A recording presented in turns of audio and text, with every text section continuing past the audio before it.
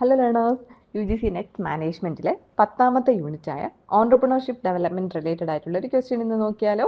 Question ഇതാണ്: which of the following entrepreneur is same as a drone entrepreneur? ഒരു drone ഓൺട്രപ്രണറിനോട് similar ആയിട്ടുള്ള അല്ലെങ്കിൽ അതേപോലത്തെ സ്വഭാവ സവിശേഷതകളൊക്കെ കാണിക്കുന്ന ഒരു ഓൺട്രപ്രണർ താഴെ പറയുന്നതിൽ ഏതാണ് അല്ലെങ്കിൽ ആരാണ്? നമ്മുടെ ഓപ്ഷൻസ് ഇതൊക്കെയാണ്: empirical entrepreneur, rational entrepreneur, cognitive entrepreneur and rural entrepreneur.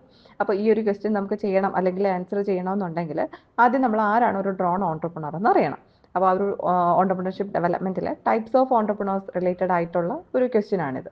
അപ്പോൾ അതിൽ ഡ്രോൺ ഓൺട്രപ്രണറും ഫാബിയൻ ഓൺട്രപ്രണറും മിക്കവർക്കും കൺഫ്യൂസിങ് ആയിട്ടുള്ള രീതിയാണ്, രണ്ടും തമ്മിൽ മാറിപ്പോകാനുള്ളൊരു ചാൻസ് അവിടെ വരുന്നുണ്ട്.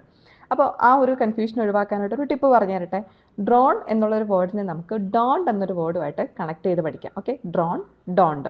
അപ്പോൾ തൻ്റെ ബിസിനസ്സിലോട്ടും അല്ലെങ്കിൽ ബിസിനസ് പ്രോസസ്സിലോട്ടോ ബിസിനസ്സിൻ്റെ പ്രൊഡക്ഷൻ മെത്തേഡ്സിലോട്ടൊക്കെ പുതിയ ചേഞ്ചസ് കൊണ്ടുവരാതെ ഞാൻ എന്താണോ ചെയ്തുകൊണ്ടിരിക്കുന്നത് അത് മാത്രം ചെയ്യാൻ താല്പര്യപ്പെടുന്ന ഒരു ടൈപ്പ് ഓഫ് ഓൺട്രപ്രണറാണ് ഡ്രോൺ ഓൺട്രപ്രണർ. ഇപ്പോൾ ക്ലിയർ ആയില്ലേ? ഡോണ്ടും ഡ്രോണും. Okay, don't bring any changes to my business. അപ്പോൾ ഞാൻ അങ്ങനെ ഒരു ഓൺട്രപ്രണർ ആണെന്നുണ്ടെങ്കിലാണ് ഞാനൊരു ഡ്രോൺ ഓൺട്രപ്രണർ ആകുന്നത്.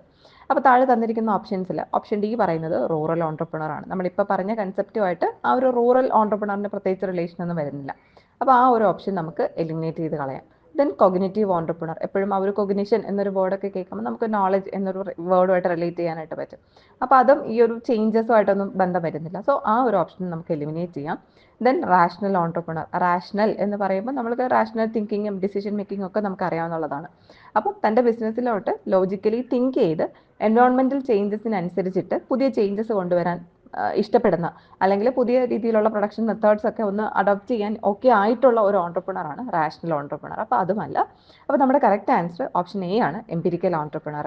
അപ്പം എൻവയോൺമെൻറ്റിൽ എന്ത് സംഭവിച്ചാലും ടെക്നോളജിയിൽ എന്ത് സംഭവിച്ചാലും പുതിയ ചേഞ്ചസ് ഒന്നും കൊണ്ടുവരാതെ എന്താണോ നേരത്തെ ചെയ്തുകൊണ്ടിരിക്കുന്നത് അത് മാത്രം ചെയ്യാൻ ഇഷ്ടപ്പെടുന്ന ഒരു ഓൺട്രപ്രണറാണ് എംപിരിക്കൽ ഓൺട്രപ്രണർ. അത് തന്നെയാണ് ഡ്രോൺ ഓൺട്രപ്രണർ. സോ നമ്മുടെ കറക്റ്റ് ആൻസർ ഓപ്ഷൻ എ ആണ്. ഓക്കെ, ക്ലിയർ ആയെന്ന് വിചാരിക്കുന്നു.